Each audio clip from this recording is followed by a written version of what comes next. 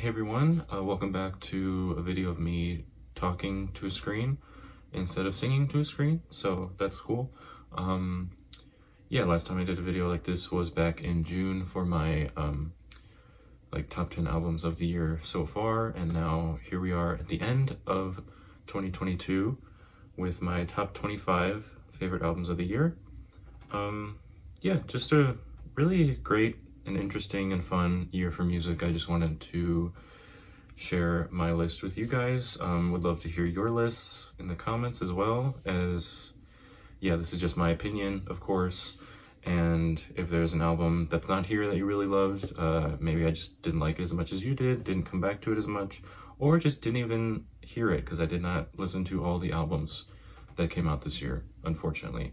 But yeah, I guess without further ado, let's get into it. Also, I do have a few honorable mentions. Those I posted in my community tab a few days ago. I finally have access to a community tab, so that's kind of cool. I don't think anyone's really seen it.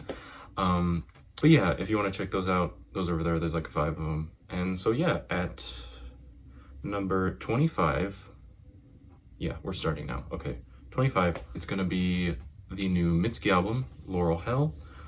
This album came out pretty early in the year. It really just got me way more into Mitski's music as a whole. I've always been like aware of her presence, but never really dove into a whole album of hers before, so I'm glad I started with this one. I love the more 80s aesthetic she brings to this one, and it got me into her earlier works like Be the Cowboy, great album, Puberty 2, Make Out Creek, all that stuff.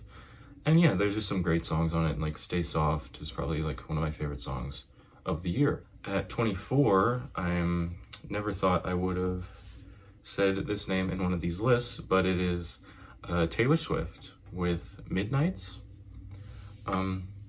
Another one where I was like, I've always been, you know, aware of her stuff, always been, you know, somewhat of a fan. Like I loved what she did with like what she's doing with the re-recordings. Some of Folklore and Evermore I really enjoyed. Not the whole thing, I guess, but definitely some standouts.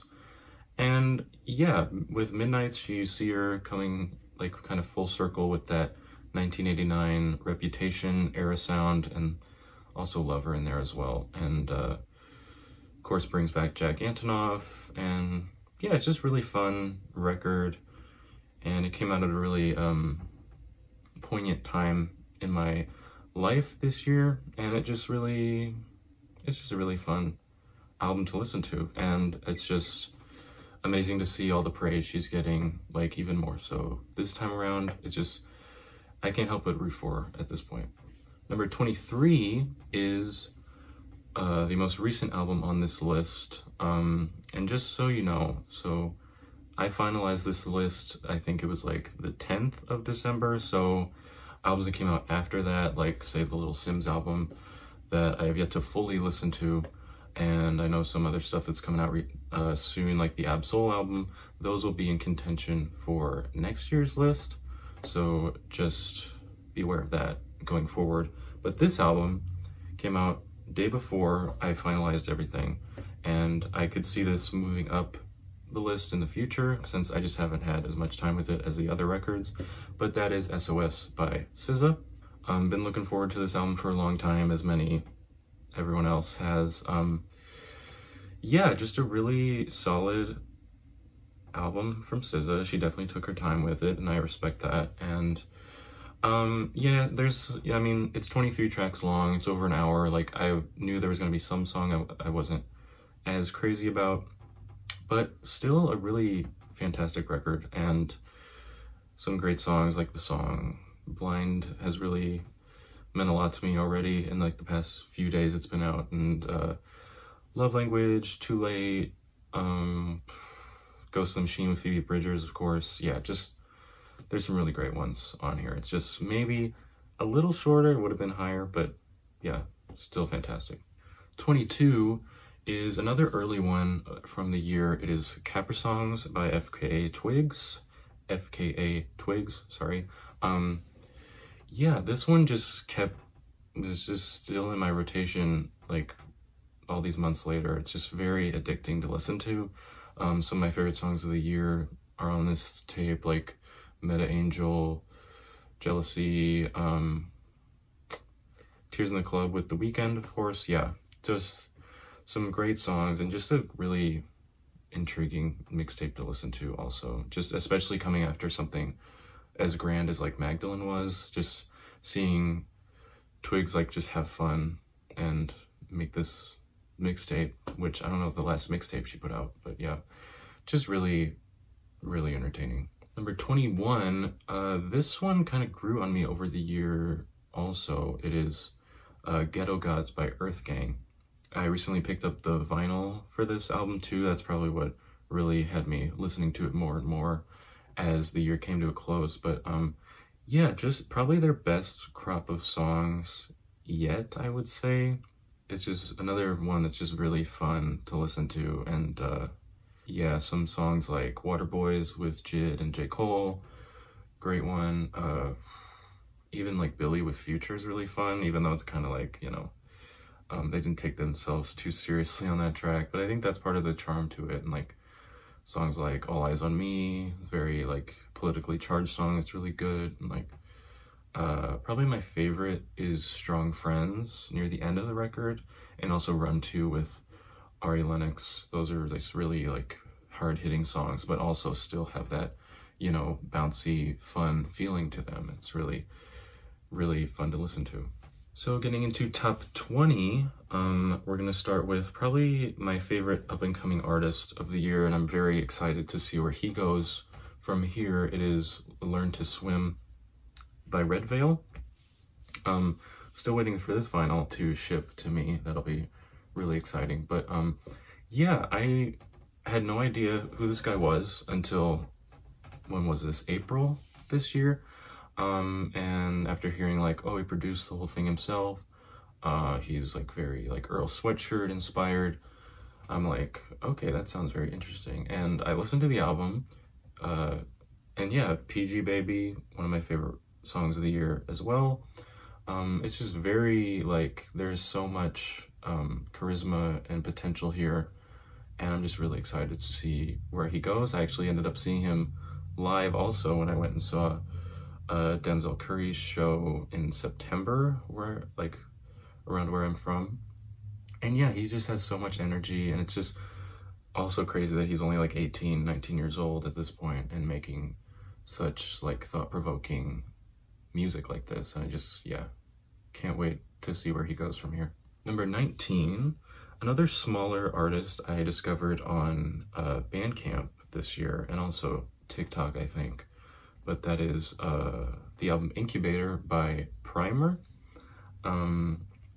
Yeah, just this is like some of the most interesting like synth pop I've heard in a while, and just for an artist being like as small as she is, and like the production is as grand and as good as it sounds, and just her voice reminds me a lot of like Florence and stuff like that. It's very, very fun. And yeah, this, like, I listened to this nonstop like over the summer, and yeah, honestly, can't wait to see where she goes as well. Like, this sounds like it would be way more popular than it is, you know? And yeah, listen to the song Hypercube and you'll know what I'm talking about. At number 18, another artist I discovered this year, Not Tight by Dami and JD Beck. First discovered them through their song with Anderson .Paak, Take a Chance, another one of my favorite songs of the year. And that's what made me find out that they're on his label Apeshit. That's really cool. And yeah, just like one of the better jazz records I've heard in a long time. And I mean, I don't listen to that much jazz anymore, but like something like this with like bending genres, like with hip hop and like pop, and yeah, just there's a lot of, it is like in its core, it is a jazz record, but there's so much other like little hints of other things, hints of other things throughout, and it's really, really fun. And at number 17 is another one that I've been slowly anticipating over the year, and that is Soul Sold Separately by Freddie Gibbs. Yeah, Alfredo with The Alchemist, that ended up being one of my favorite records, like a top 10 record for me in 2020. So to hear he's finally coming back with an album this year is really exciting. And yeah, I mean, he comes through again, like, amazingly with this one. It's just, I just didn't come back to it as much as like some other rap albums this year, but yeah, songs like The Opener Couldn't Be Done is amazing, and like Black's in the Room, song with Pusha T is great. I think Grandma Stove with Musiq Soulchild is probably my favorite here, as well as Dark Hearted, which is produced by James Blake of all people, and that's really cool. But yeah, just a great crop of tracks from Freddie as usual. And number 16 is another kind of under the radar artist. You might know this guy from Foxing, but it is Connor Murphy's second solo album, Here Comes the Devil, under his solo name Smidley. And yeah, just it shows a lot of growth for him as a songwriter, producer. I don't know if he produced everything here, but just the overall soundscape is way more grand and vast than his first record, his first solo record at least. And it, yeah, coming off of what Foxing did last year with Draw Down the Moon, it definitely sounds like a natural progression, at least for Connor's sake. And yeah, it's a really, really great album, and it's packed full of emotion as usual with Foxing and Smidley records, but still has some great tracks and some great transitions, and yeah, just all around really intriguing listen. Okay, 15, top 15 time. We got Love for Rent by Smino. Another one that I wasn't really anticipating, but I'm very glad I listened to, as I don't think I'd ever listened to a full Smino record before. But yeah, this one just is really, really fun, and like a lot of nice genre fusions with hip-hop, R&B, soul stuff, and it's very, yeah, just a great time. And especially like the song 90 Proof with J. Cole, one of my favorite songs of the year as well.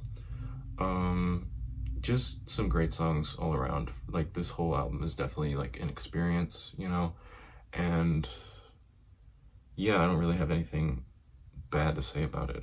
At 14 is another one I really didn't expect to like as much as I did, but that is Lizzie McAlpine with 5 Seconds Flat. Lizzie was another one where I had, like, you know, been in circles where people had listened to her for a while, but I never really did until this year, and I'm very glad I did, because this album is fantastic. It's very emotionally dense, very sonically dense, very like, the sound of it is very like, much like a coming of age movie soundtrack to me. It's like,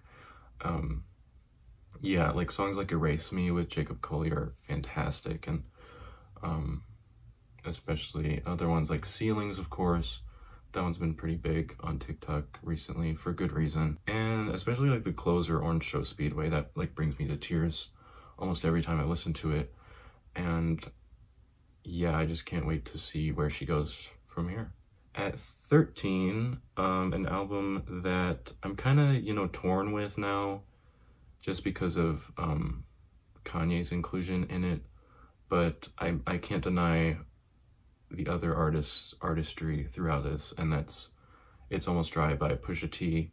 I mean, Push does his thing here, and it's really great and fantastic, but yeah, just like the songs, not so much Kanye's production, because it's still really good, but you know, the ones where he has guest verses, it's like kind of hits me a little different now than it did before everything. So yeah, that's why it's not really my top 10 anymore. I don't know if it really ever was, but yeah, no, it's still a really great album, and I still like plan to probably like get a physical copy of it, but I don't know, I just haven't listened to it as much recently as I did when it came out, like around April in the summer. So yeah, no, still some really great songs though, like The Closer, I Pray For You, probably my favorite closer of the year, or one of them at least.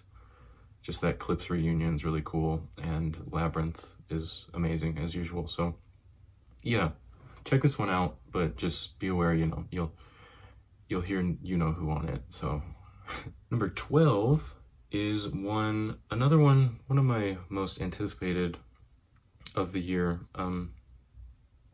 Didn't like it as much as her first record, but still an amazing album. It's Hold the Girl by Rina Sawayama. Some great songs here, like the title track, Hold the Girl, the opening, Minor Feelings, This Hell, of course, and then Imagining is probably my favorite song on this record. It's just really something that would fit on her first record, especially. But yeah, no, she does her thing here, and it's like, I know people were critical of like her going more mainstream pop route, but it's still really great pop music. Like, she doesn't have to be like reinventing the wheel every time to make a good album. And that's exactly, she just does her thing here, and it's really a really fun listen. And yeah. Number 11, just below my top 10, we have one that was in my top 10 for a while. I think even my number 1 for a hot second this year, but that is LP3 by Hippocampus. These guys have just been really intriguing to watch over the years and like evolve their sound. I think here they've really honed in on what they do best here. I think it's a great mix of like their first record, their first EPs with like Bambi, and their most recent EP before this album. It's just a great cohesion of all those sounds put together, and it's very fun to listen to. I love the closer Understand. That's very reminiscent of an early like Landmark track. And songs like this, all the singles are amazing, like Bang Bang, Boys, Semi-Pro, Ride or Die. That one kind of reminds me of like an early Vampire Weekend song, which is really cool. And yeah, it's just very fun indie rock. Like if you like guys like the 1975 or like Coin and stuff, like you'll really enjoy this. All right, and that brings me to the top 10 of 2022, in my opinion, starting with another kind of controversial album. Some really love it, some really don't like it, but I really like it. It's Crash by Charli XCX. Similar to the Rina record, people are like, oh, she's going mainstream again, she's not doing her hyperpop stuff. But like, again, is that really like an issue? Because it's still really good pop music and really thought-provoking pop music. And there's still elements of those albums in there, like Pop 2, Charli, How I'm Feeling Now. There's still elements of that in here. I think it's just a really well-rounded album for Charli, especially being the last album on Atlantic for her. I think just like coming kind of full circle, you know, was really a fun moment to see, and a really like almost heart-wrenching moment to see, as she goes through a lot of heartbreak and trauma in this album as well, just with her dealing with her past relationship, dealing with this end of the contract stuff. And yeah, just it's really fun to listen to as well.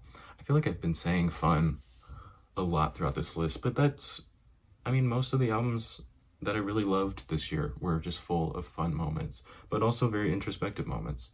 And Crash is just a perfect example of that. And songs like Lightning, Constant Repeat, some of my favorite songs of the year. Again, because yeah, they're just really fun and really good. And yeah, you can just tell she was very passionate about this. And yeah, it's really good. Number 9 is another surprise for me this year. It is the second album by Joe, Decide, called Decide. I'll edit that out, I don't know. But this one, again, I didn't really expect to enjoy as much as I did, but I just kept listening to it and listening to it. And it just came out at a really good time for me as well. I recently got into like a newer relationship. I'd been, I came back to school, a lot of, decisions I was making.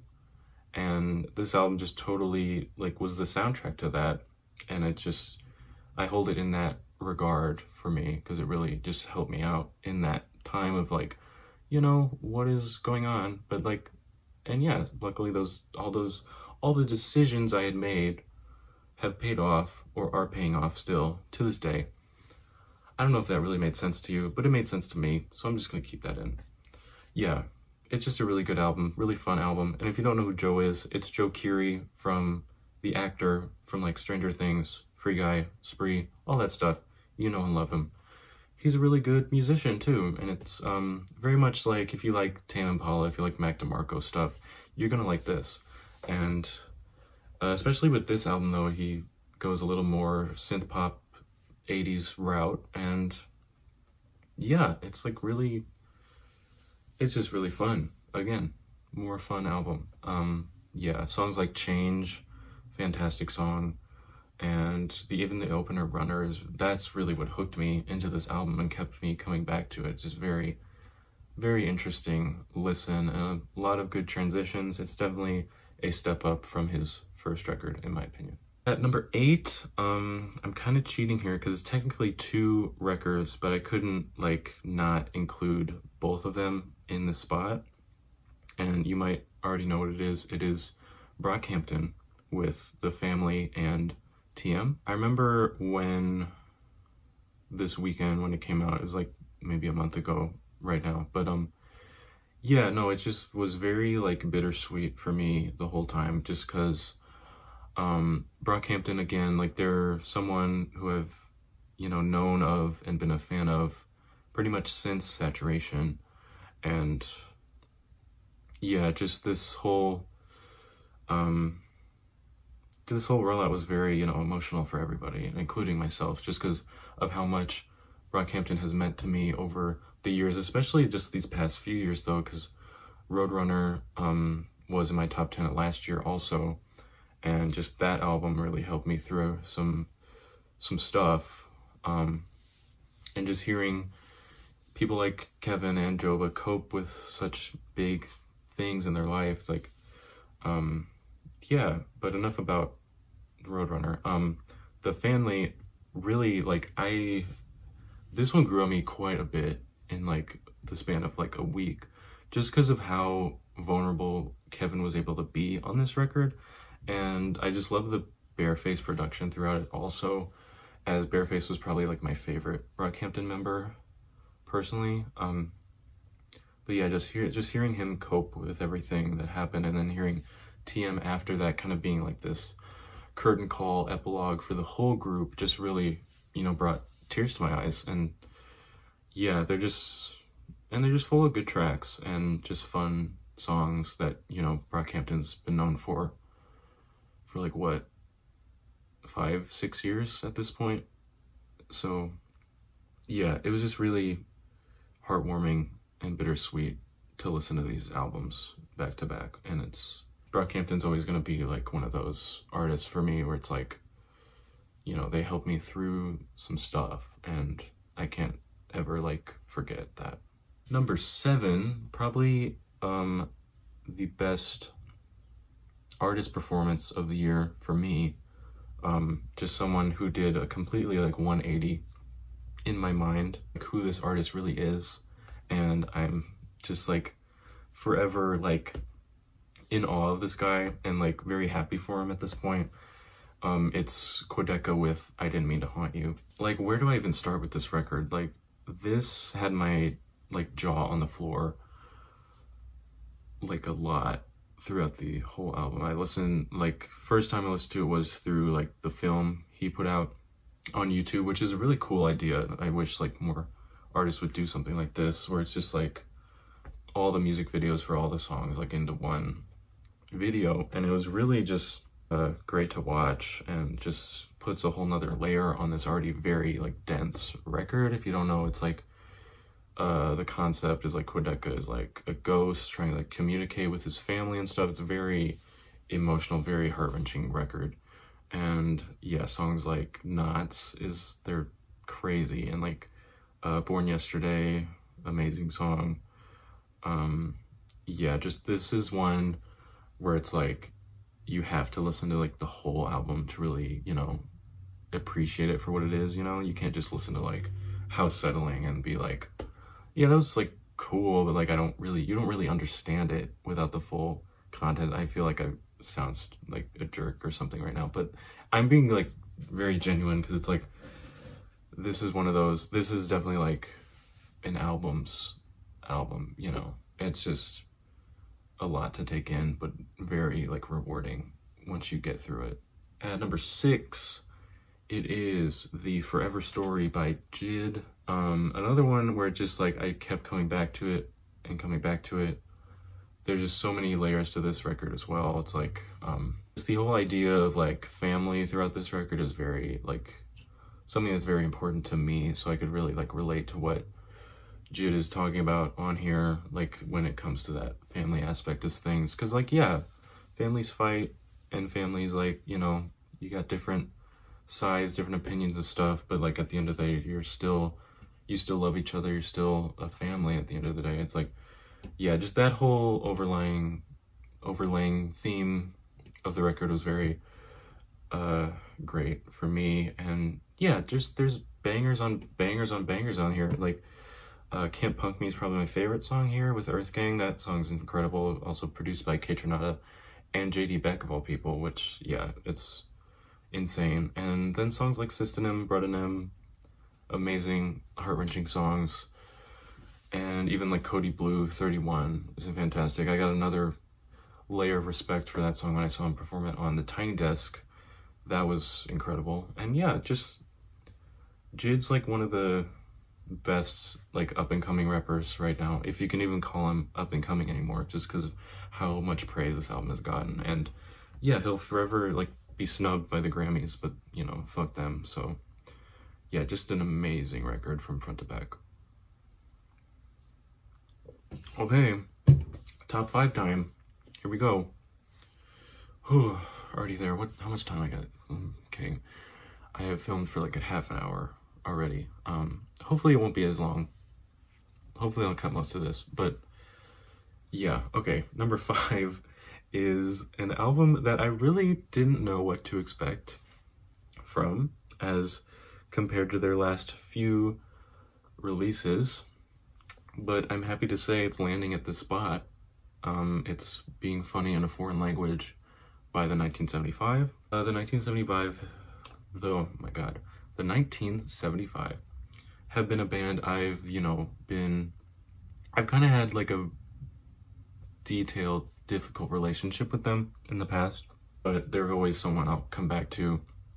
Always a band I've loved. Probably, if we're talking like modern bands, like pop rock bands, they're probably, you know, in my top 3 or something, just because of how many of their songs mean so much to me. And yeah, just seeing them come back with an album like this, like a very, you know, a pretty concise record for them especially, and just full of like every song is unique and has its own purpose, and I thought that was very, very good. Anyway, Being Funny in a Foreign Language, definitely my favorite of theirs since A Brief Inquiry.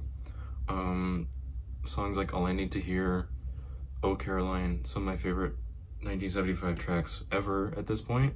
Okay, and we're back. Sorry about that. Of course, my storage was full, but we're back now. We fixed it.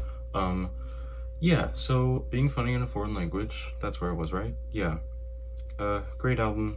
Glad to see them at their very best. Haha.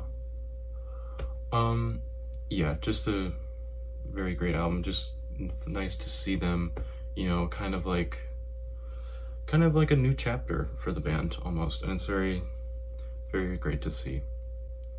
Okay, sorry, that just totally like took me out of this for a second. We're back, we're fine, we're good, we're great. Number 4. Okay, of course I say that and then it happens again. Hopefully we can get through the rest of this without that happening.